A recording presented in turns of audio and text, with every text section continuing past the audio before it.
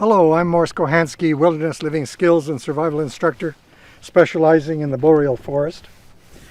Today our little presentations are going to focus on the useful knowledge that may be derived from the direction of Karamat Wilderness Ways here west of Edmonton. We run programs at Karamat, the 7-day programs at least twice a year, one in February roughly, one in July.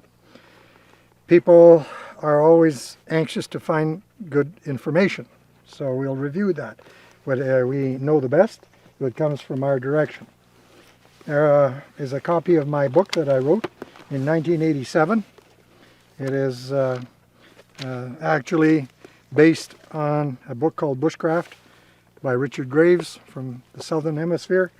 Using that as a concept, I came up with this book, and it seems to go on steadily year after year, you might say.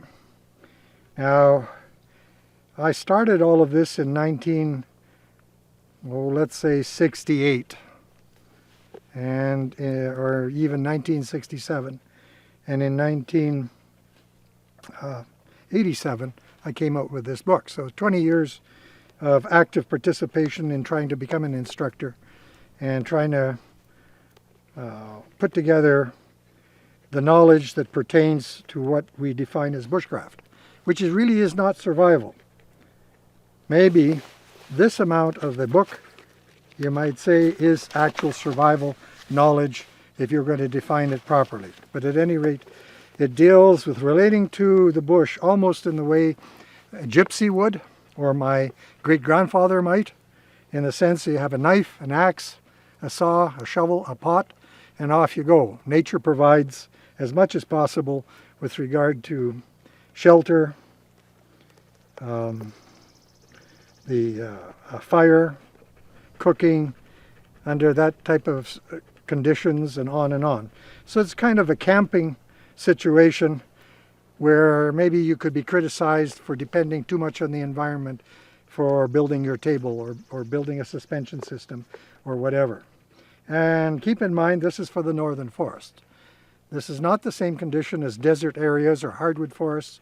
We have more firewood that we can actually use comfortably, in that the forest provides so much there. At a certain point, the publisher decided that northern was interfering with the issue of describing the book, so they dropped northern, and then they said outdoor skills and wilderness survival. And of course this occurred without me participating in that decision, but at any rate, because a quarter of the book maybe is survival, I guess that in the title is still there. I am very persnickety about definitions of what the knowledge is. We must have about 20 different people, from the recreationist, the canoeist, the mountaineer, the hunter, the berry picker, the backpacker. All those, each and every one, have a kind of a unique approach to the utilization of the forest. Now here we have another book I published for about 5,000 copies, so it's rather rare.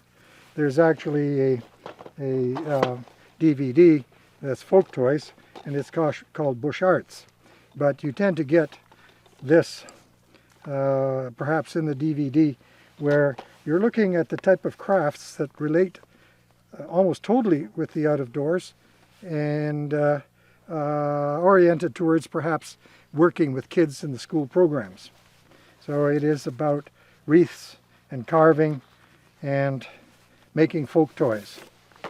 Like this focuses on the folk toys, you might say, which gives us activities that we can carry out to develop our knife skills, if anything else. You also will find that you develop a kind of a different way of looking at the out of doors when you have the opportunity to make things from natural materials, and then that gives you the time to become familiar with the conditions, provided you're out there relating directly. Then there is a compilation of information that was not found in Bushcraft, that was in this magazine that I used to publish, and it sort of culminates in the basic safe travel and boreal survival handbook, which is something that I wrote before I polished up Bushcraft. But if you want to get as much information as you can from my direction, you will find that you can get this as an ebook off the internet.